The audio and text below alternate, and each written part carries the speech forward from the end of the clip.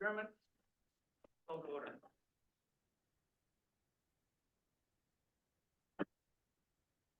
Ready for roll call? Take a roll call, please.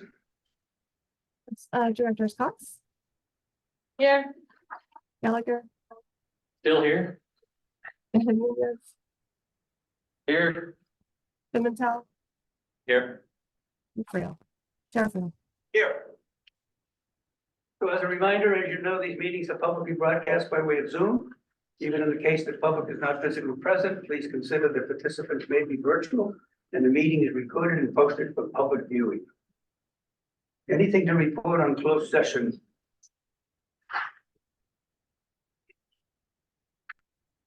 We didn't have one tonight, sir. In that one, right?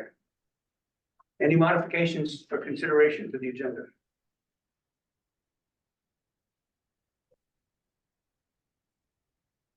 Hearing none, we'll move on. Public comment on matters not on the agenda. Anybody in the audience like to address the district on items that are not on the agenda? Not seeing any. Rosalie, anybody online? No would like hands to raised address- online. No hands raised online.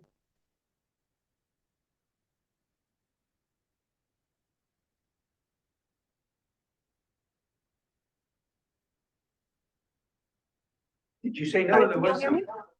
No, there's no hands raised online. Sorry. There's no, okay, I'm sorry, I didn't catch that. Okay, we'll move on then to comment from the board members regarding the district matters. Anybody from the board regarding district matters? Just one comment, as board and committee knows, on November 29th, this body, this district put they voted to add to the March 5th, 2024 ballot, a measure that would raise up to $160 million in legally restricted facility investments for our hospital campus. And so I just want to acknowledge that effort is there. It's on the ballot, and we ask voters to stay informed. And our website has more information, factual information just about the ballot measure. We ask everybody in the public just to get out to vote on everything that's on the ballot. And if you need more information, there's quite a bit out there in media and such. Thank you. Anybody else? Consent item, there's several items on the consent agenda, 3 of them. Approval of minutes from December 27th, financial performance and budget, and consolidated audit agreement, which we've already talked about. I'll move the consent agenda. Second. So moved and seconded. Who was Any the public first? comment on the- Director? Sorry, was it Director Nunez at first? Yep. Thank you. And Gallagher, correct? Any public comment? None here, nobody online still. Online. Okay.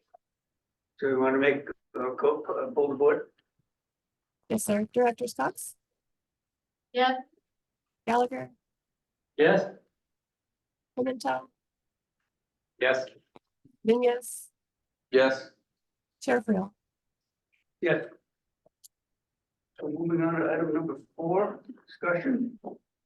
It has to do again with selecting board officers for the district. It's a little bit different from the district than it was for the corporation. The district does have term limits of 2 years, but the corporation does not. It's indefinite. The bylaws have moved to it.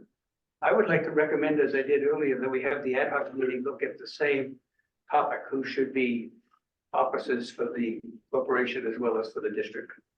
Going full well, we might have to come back in 2 years to modify that.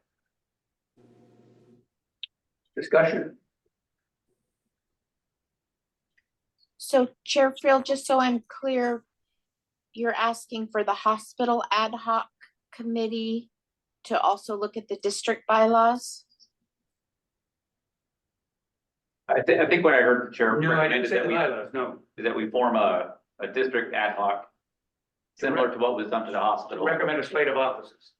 I Understood. do think, and maybe this is something that Stephen and his group needs to do with the bylaws, is it would be good to have them the same, if we can, if the district laws will allow us to have board members serve as officers more than 2 years.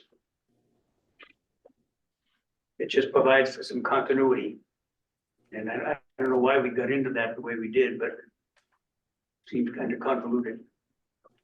So, Well, the district's term is 2 years, right? Is the elected in 2 years?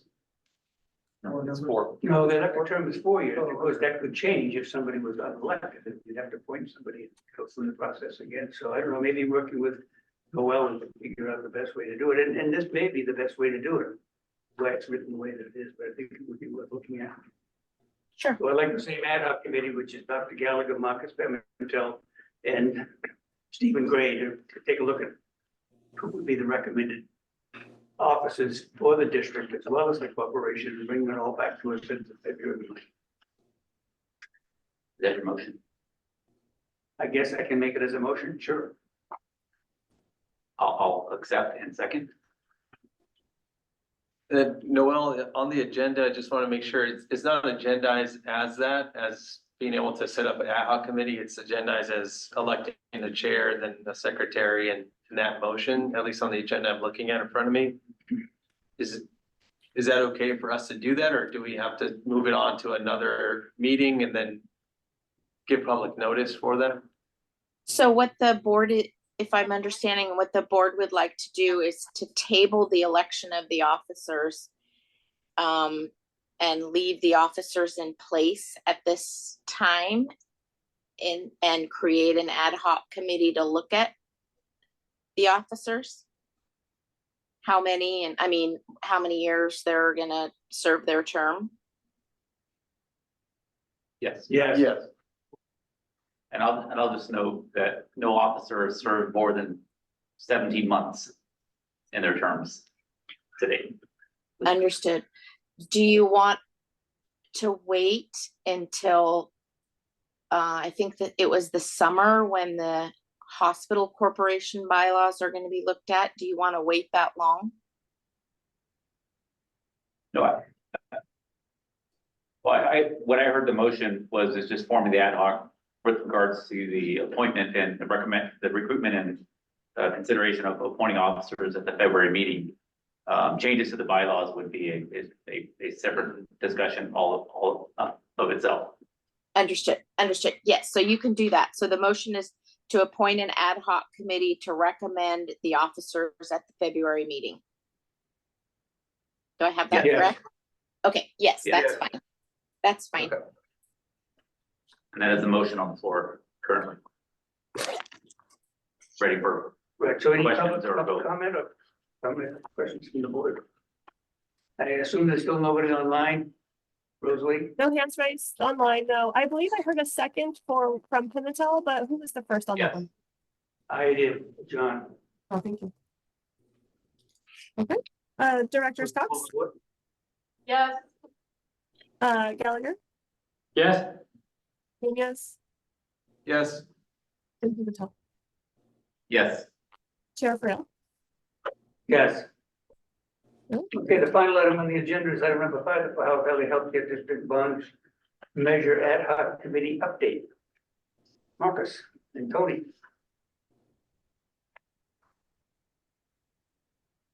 yeah. Yeah. So as mentioned in my opening comments, and on November 29th, this body placed an item on the March 5th ballot measure. And that was done with the work of the ad hoc committee that was formed in September by our chair of a board of our district. That ad hoc was served with myself, Marcus Pimentel, and my fellow board member, Tony Nunez, who both served as the ad hoc on this board with the objectives of evaluating whether or not to bring a ballot measure forward, evaluating the role of the district in that process. And then moving forward with things such as what would be included in the ballot measure, what projects would be identified in the ballot measure, what financing structure will be proposed in the ballot measure, what tax rate structure will be proposed in the ballot measure, and always with the goal of we want to have our community have a role in this process, and so recommended in the November 29th action was the formation of an independent advisory oversight committee formed by community members and members of this board that would evaluate the projects that are being proposed and ensure that all funds are used appropriately. So this ad hoc is approaching the near term of its work. And so included in the board report is just a quick summary of all that work that included, again, the resolution that was approved by the board on November 29th that would ultimately, that is on the March 5th ballot measure and could ultimately provide $116 million in capital funding for the district to focus on this hospital campus, and that funding is legally restricted to only be used for the hospital campus. Some big examples were obtaining, using our exclusive purchase agreement that is set at $40 million with the owner of the land and buildings, be able to repurchase that and close escrow on the land and buildings for that $40 million acquisition price by the end of calendar year 2025. That was an example of one of the many facility items. Other were doubling the size of our emergency room and improving and modernizing the emergency room and adding new equipment and modernizing equipment throughout the hospital. Those are examples of where we wanted to focus our investments. The last actions of the ad hoc, so this is just a report, we're not done yet. So the last actions on should voters, 2/3 of voters approve this measure on March 5th. There would then, the last efforts of the committee would be to solicit nominations for committee members to serve on the oversight committee and then bring that to the board possibly in May or June for a recommendation to form the ad hoc committee and then, to form the citizens oversight committee by the board. So I hope that makes sense, and certainly I'm missing anything, Director Nunez. I get it. No, I think it did a great job. Do you know how many people would like to suggest to be on this committee? I think it's premature, but a number of 9 to 11 feels right, but I think that's something, you know, if we have 13 people who are really important and we think we play an important role, we don't want to limit that just yet. So again, presuming voters on March, if voters on March 5th, When? 2/3 of voters, when voters, when 2/3 of voters on March 5th, 2024 approve a measure in, we would then bring back the framework of the committee and then the recruitment of the committee and a timeline for all that, and that it would come back by the board, be formed. It would be a formal subcommittee, Brown Act committee. And I should note that all these efforts were led by early polling that was done in July of 2023, which seems like a long time ago now, and a lot of outreach in July 2023. And at that time, we targeted 400 likely voters who would vote in March and possibly vote in November. And there was overwhelming support, and that guided our move forward with the size of the bond, the size of the tax measure to provide financing. So, any other questions from my fellow board members? Again, we're not done yet. We hope we're not done yet, and we look forward to coming back to the board in the spring with some additional work.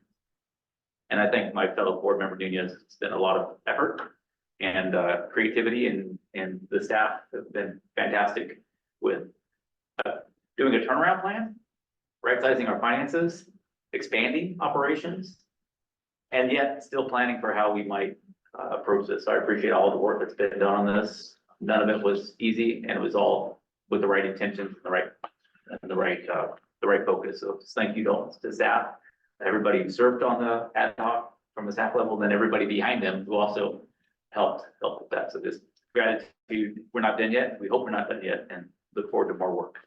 So if I could just add to that, hats are off to you and Tony as well. After you stepped up to take on this responsibility, you're doing a hell of a job. I did attend Saturday's sort of quasi soft opening for walking precincts and so forth, and you both there doing a great job. So I think we're in good hands to get this bond measure passed. So thank you for your hard work. Anything else? Nothing else to come before the board?